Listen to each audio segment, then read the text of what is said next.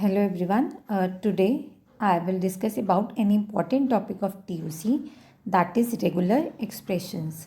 तो regular expressions को हम यूज़ करते हैं रिप्रेजेंट करने के लिए स्ट्रिंग्स को इन अल्जेब्रिक फैशन। एंड सेकेंडली, अगर हमें रिप्रेजेंट करना है कि जो हमारा फाइनाइट और स्टेट ऑटोमेटा है वो कौन सी लैंग्वेजेस को एक्सेप्ट करता है, तो वो वाली लैंग्वेजेस को हम रेगुलर एक्सप्रेशन की हेल्प से डिस्क्राइब कर सकते हैं, राइट। सो नेक्स्ट सी हम देखते हैं कि कौन कौन सी वैल्यूज़ को हम as a regular expression represent कर सकते हैं। तो फर्स्ट है हमारे पास कोई भी टर्मिनल सिंबल आपके पास हैं जो आपके इनपुट अल्फ़ाबेट का जो सेट है उसका जो पार्ट है, कोई भी टर्मिनल सिंबल, उसको आप एज ए रेगुलर एक्सप्रेशन लिख सकते हैं। इसके अलावा अगर आपके पास नल सिंबल है या फाई सिंबल है तो ये भी आपकी रेगुलर एक्सप्रेशन ही हम इसको लिख सकते हैं। नेक्स्ट है, अगर आपके पास R1 और R2 दो रेगुलर एक्सप्रेशंस हैं तो यहाँ पे यू कैन सी कि मैंने R1 और R2 को थोड़ा बोल्ड करके रिप्रेजेंट किया है, तो इट मीन्स यहाँ पे हमने डिफ्रेंशिएट किया है इनको कि R1 और R2 रेगुलर एक्सप्रेशंस हैं। तो अगर आपके पास R1 एंड R2 दो रेगुलर एक्सप्रेशंस हैं तो अगर आप उनका यूनियन करते हो तो वो भी रेगुलर एक्सप्रेशन ही होगा, और उसके यूनियन को आप लिखोगे R1 plus R2, right. So third is, अगर दो रेगुलर एक्सप्रेशंस हैं अगेन R1 एंड R2 और उनका अगर आप कंकैटिनेशन करना चाहते हो तो कंकैटिनेशन में इस टाइप से होगा, R1 के बाद R2 आ जाएगा या R2 के बाद R1, डिपेंड करता है कि आप किस टाइप से कंकैटिनेशन कर रहे हो, तो वो भी एक रेगुलर एक्सप्रेशन ही होगा। एंड नेक्स्ट, अगर आपके पास कोई रेगुलर एक्सप्रेशन है और अगर आप उसकी मल्टीपल आइट्रेशंस कर रहे हो ऑन इटसेल्फ, यहाँ पे हमने स्टार्ट से रिप्रेजेंट उसको किया है, इट मीन्स उसकी इटसेल्फ के ऊपर ही हम मल्टीपल आइट्रेशंस कर रहे हैं, तो आप उसको लिखोगे R स्टार और वो भी एक रेगुलर एक्सप्रेशन ही होगा, right. So in the last, अगर R आपका कोई रेगुलर एक्सप्रेशन है और अगर R को आप पैरेंथेसिस में लिखते हो तो उस केस में भी वो आपका रेगुलर एक्सप्रेशन ही होगा। अब नेक्स्ट हम देखते हैं कि अगर आपके पास कोई सेट्स की वैल्यूज़ गिवन है तो उसको आप एज ए रेगुलर एक्सप्रेशन कैसे लिख सकते हो। तो सपोज ये फर्स्ट एग्जांपल में हमारे पास 101 कोई वैल्यू गिवन है और हमें पता है कि 101 कैसे वैल्यू फॉर्म हुई होगी। हमने 1 के बाद 0 वैल्यू कंकैटिनेट की है, उसके बाद 1 वैल्यू कंकैटिनेट की है, राइट। और हमें पता है कि रेगुलर एक्सप्रेशंस तो हम इंडिविजुअली 101 को एज ए सेट भी रिप्रेजेंट कर सकते हैं। तो अगर 1 एक सेट है तो उसकी वैल्यू को हम 1 से रिप्रेजेंट करते हैं, क्योंकि कोई भी सेट की वैल्यू होती है तो उसको हम बोल्ड करके लिख देंगे तो वो रेगुलर एक्सप्रेशन बन जाएगा। सिमिलरली 0 को हमने 0 से रिप्रेजेंट किया है और 101 को इट मीन्स हमने 101 में रिप्रेजेंट किया है, क्योंकि रेगुलर एक्सप्रेशंस में क्या है, अगर आपके पास कोई मल्टीपल रेगुलर एक्सप्रेशन है तो अगर आप उनको कंकैटिनेट करना चाहते हो तो आप उसको बोल्ड करके ऐसे लिख सकते हो, जैसे हमने किया था ना R1 और R2 को जब हमने कंकैटिनेट किया तो वो भी एक रेगुलर एक्सप्रेशन ही बनता है।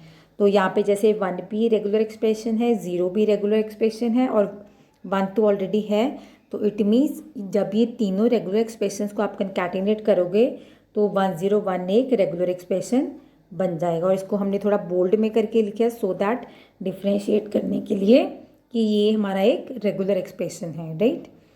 तो इसके बाद है हमारा नेक्स्ट, अगर हमारे पास सेट में 2 वैल्यूज़ हैं, अब हमें पता है सेट में मल्टीपल वैल्यूज़ क्यों आएंगी, बिकॉज हमने उनका यूनियन किया होगा। तो इट मीन्स बेसिकली हमने 2 सेट्स का यूनियन किया है। तो अगर हमारे पास 2 कोई मल्टीपल रेगुलर एक्सप्रेशंस हैं तो अगर आप उनका यूनियन करते हो तो आप उसको प्लस सिंबल की हेल्प से उनको रिप्रेजेंट करोगे। तो अगर 01 हमारा एक अलग से सेट है तो राइट, और 10 एक अलग से सेट है, तो ये इंडिविजुअली भी 01 अगर ये सेट है तो इट मीन्स इसको हम 01 रेगुलर एक्सप्रेशन लिखेंगे, और 10 अगर सेट है तो इसको हम 10 रेगुलर एक्सप्रेशन लिखेंगे, राइट। तो इट मीन्स अगर हमें रिप्रेजेंट करना है इनका यूनियन तो इनमें अगर हम प्लस ऑपरेटर डाल देंगे तो वो इनका यूनियन को रिप्रेजेंट करेगा, राइट। सो नेक्स्ट एग्जाम्पल में देखो, अब हमारे पास यहाँ पे आप देखो 0 की पार्ट्स में हम वैल्यूज़ आ रही हैं। यहाँ पे पहले नल था, फिर 0 स्क्वायर, 0 क्यूब आ गया, तो इट मीन्स 0 को हम मल्टीपल टाइम्स आइट्रेट कर रहे हैं ऑन इटसेल्फ।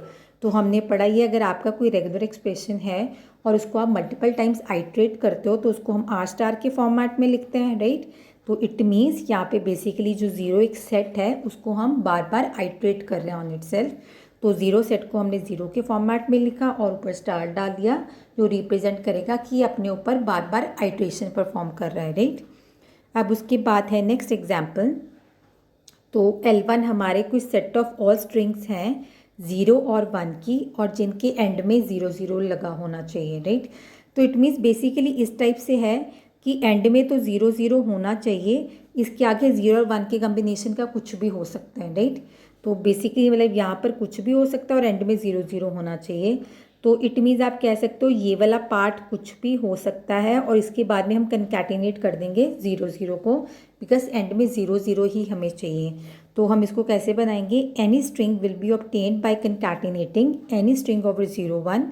तो यहाँ पे हमें बेसिकली क्या करना है, 0 और 1 से जितनी भी स्ट्रिंग्स बनती हैं उनको हमें बनाना है, बस एंड में 0 0 होना चाहिए और एंड में उसके अगर हम 0 0 कंकैटिनेट कर देंगे तो हमारा आंसर आ जाएगा, राइट। तो इट मीन्स 0 और 1 के कम्बिनेशन से, तो इट मीन्स कम्बिनेशन को हम रिप्रेजेंट कर सकते हैं एज ए यूनियन। तो हमें पता है कि यूनियन को हम प्लस के साथ रिप्रेजेंट करते हैं।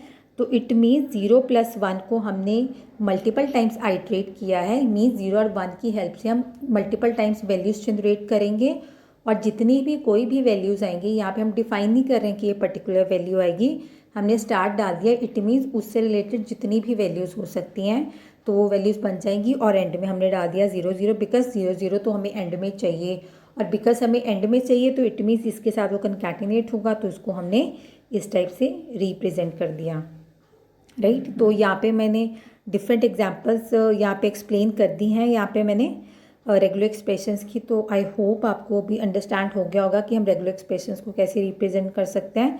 तो अगर आपके पास सेट में सिंगल वैल्यू है तो उसको आप एज ए सिंगल वैल्यू लिख सकते हो, अगर मल्टीपल वैल्यूज़ हैं तो उनको आप एज ए यूनियन रिप्रेजेंट कर सकते हो और यूनियन को हम प्लस सिंबल के साथ रिप्रेजेंट करते हैं। तो सिमिलरली अगर एक वैल्यू की मल्टीपल पार्ट्स आपके पास आ रही है, इट मीन्स उसको ही आप बार बार आइट्रेट कर रहे हो तो उसको हम स्टार से लिख सकते हैं। और लास्ट एग्जाम्पल में हमने देखा था कि 0 और 1 के कम्बिनेशन का कुछ भी हो सकता है, तो इसलिए हमने लिख दिया कि 0 और 1 का combination mean union.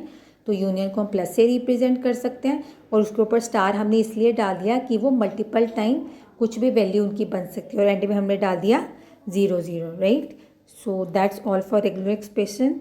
So I hope आपको क्लियर हुआ होगा। तो अगर आपको समझ में आया so please subscribe to my channel and like my video.